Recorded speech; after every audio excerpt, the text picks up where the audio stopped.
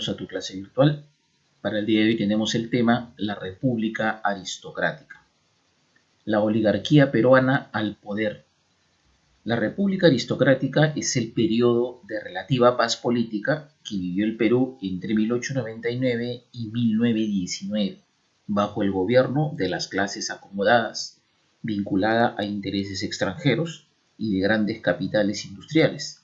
Con excepción del gobierno de Guillermo Billinghurst, todos los gobernantes de este periodo eran miembros del Partido Civil. Características políticas y económicas. Mostró una contradicción entre un discurso liberal en lo político y económico y unas políticas conservadoras en lo social. Se mantuvo una legalidad democrática, pero relegando a gran parte de la población en la toma de decisiones. Solo el Partido Civil se aseguraba el poder con una política de negociaciones y alianzas, principalmente con la aristocracia.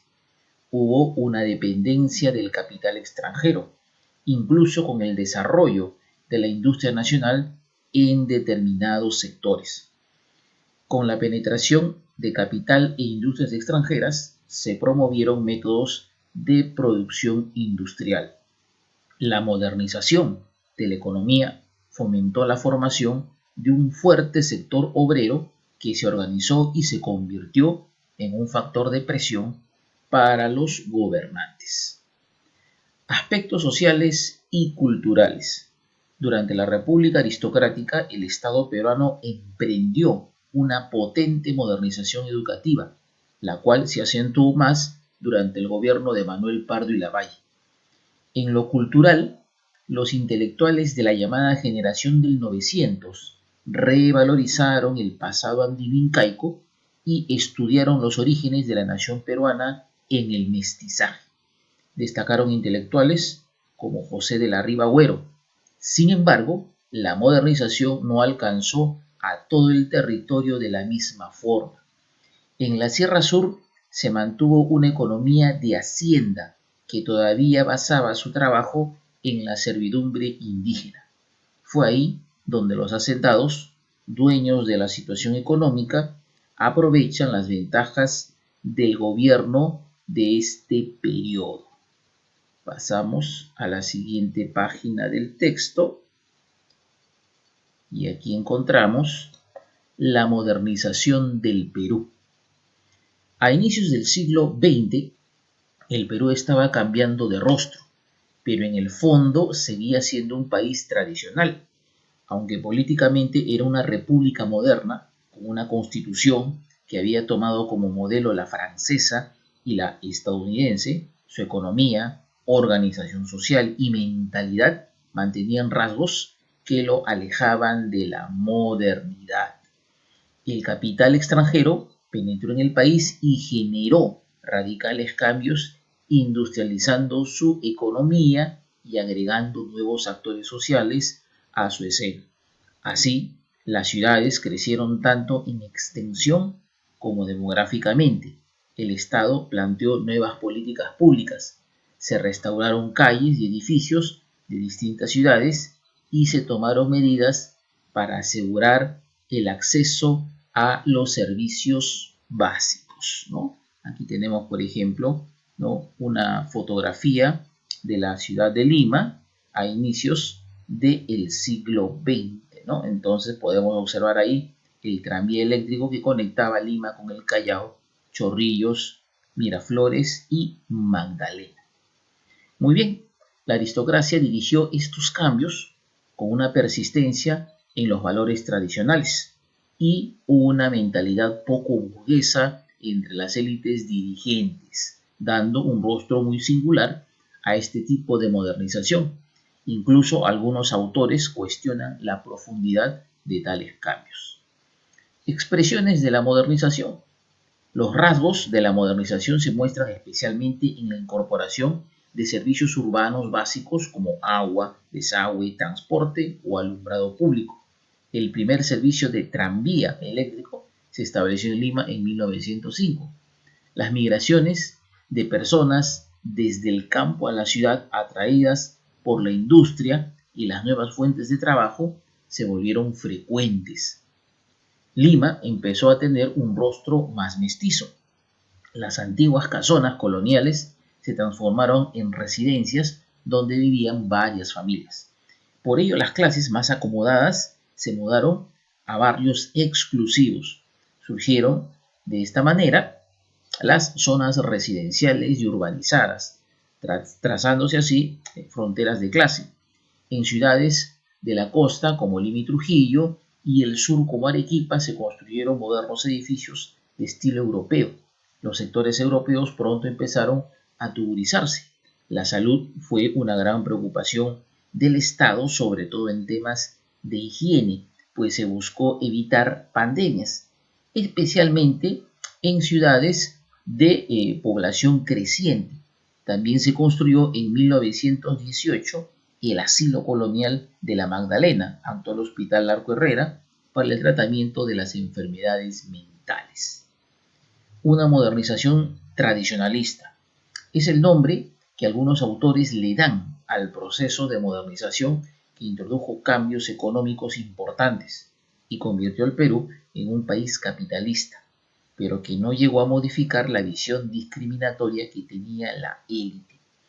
En la sierra, los hacendados aún se resistían al cambio social y mantenían a sus trabajadores una relación de servidumbre como en Yanaconá. Por su parte, los obreros y trabajadores tuvieron su propia dinámica en las fábricas, donde conformaron sindicatos y asociaciones influidos por ideas anarquistas y sindicalistas. Pasamos ahora a la siguiente página y encontramos el título: La nación peruana, pensamiento y cultura. El debate sobre la nación peruana. Después de la derrota contra Chile, hubo muchos cuestionamientos acerca de la actuación peruana y la supuesta falta de unidad nacional que facilitó el triunfo chileno en la guerra de 1879. Para muchos, el Perú no era aún una nación consolidada. A diferencia de otras repúblicas latinoamericanas, la nuestra tenía una gran diversidad étnica y cultural que había sido ignorada deliberadamente por las élites políticas que dirigían el país. El pensamiento reivindicativo de González Prada, hijo de una vieja y acomodada familia limeña, fue la persona que hizo cuestionamientos más radicales sobre la nación peruana. Desde su punto de vista, el verdadero cimiento de la nación se encontraba en los indígenas y el Perú era un país indígena antes que criollo, ¿no? Entonces aquí a la izquierda tenemos una fotografía de Manuel González Prada, ¿no?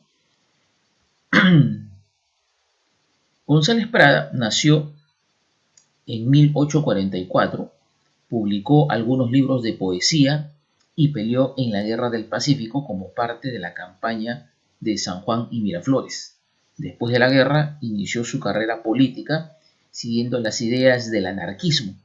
Además, se hizo célebre por sus discursos políticos críticos a los gobiernos de turno. Murió en 1918. La masa indígena. El pensamiento de González Prada era anticlerical, antihispanista y proindígena o indigenista, lo que hacía que se ubicara en el otro extremo de los intelectuales de su época. Por ejemplo, para Clemente Palma, la única forma para hacer del Perú un país más próspero era desaparecer la raza indígena y promover la migración de europeos. En 1888, en el célebre discurso que pronunció en el Teatro Politeama, González Prada se refirió a los indígenas como la base de la nación peruana y condenó a toda la generación anterior por haberlos relegado a la ignorancia. Para él, si se educaba a los indígenas, estos podrían ejercer sus derechos como cualquier otro ciudadano.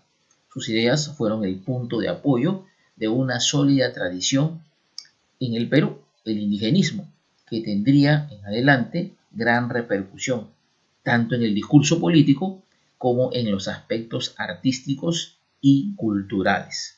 Como dato histórico, podemos agregar que en 1889 Clorinda Mato de Turner publicó Ave sin nido, novela que denunciaba los abusos contra los indígenas. Por su parte, en 1909, Pedro Zulem fundó la Asociación Proindígena en la Universidad San Marcos. Pasamos a la siguiente página del texto y encontramos acá pensamiento y cultura a finales del siglo XIX. Al finalizar el siglo XIX, el pensamiento predominante entre intelectuales y artistas era el positivismo. El pensamiento positivista consideraba que así como en la naturaleza existen ciertas leyes que rigen las reacciones de la física o las sustancias químicas, igualmente existen leyes en las sociedades humanas que determinaban su comportamiento. El positivismo se usó en el Perú para despreciar a las mayorías del país sin acceso al conocimiento. Diversos intelectuales peruanos fueron influenciados por el positivismo: Javier Prado y Ugarteche, Carlos Lizón, Joaquín Capello, Clemente Palma y Manuel Vicente Villarán. El debate Deustua-Villarán. El sentido práctico del positivismo inspiró a los pensadores de la época para introducir transformaciones técnicas que mejoraron la calidad de vida de los peruanos y que quedó manifestado principalmente en el debate entre el filósofo y educador Alejandro Deustua y el jurista Manuel Vicente Villarán, ¿no? Aquí tenemos justamente a la derecha, ¿no?, una fotografía de Manuel Vicente Villarán, ¿no?, representante del positivismo peruano. En 1900, en el discurso de apertura del año académico en la Universidad de San Marcos, Villarán señaló: el buen obrero que fabrica buenos zapatos es superior al pretendido escritor que hace malos versos o escribe prosa vulgar. De esta manera criticaba fuertemente a la tradición hispánica que, según él, había hecho prevalecer en nuestro país el gusto por actividades ociosas y poco productivas. Para el filósofo Alejandro Deustua, que estaba a favor de la intelectualidad, la moral era tan valiosa como el ejercicio práctico. En el fondo, se estaban discutiendo dos puntos: el valor de las carreras técnicas y manuales por sobre los intelectuales y el acceso a la educación. En este último punto, Villarán creía que los indígenas y campesinos debían ser capacitados para aprovechar su trabajo en pos de una modernización económica. Deustua creía que era mejor tener a una minoría muy bien educada y dirigente que tener muchos colegios desperdiciando recursos y formando solo estudiantes mediocres. Su propuesta era elitista. Muy bien, dominguinos, hasta aquí entonces tu clase por el día de hoy. Gracias.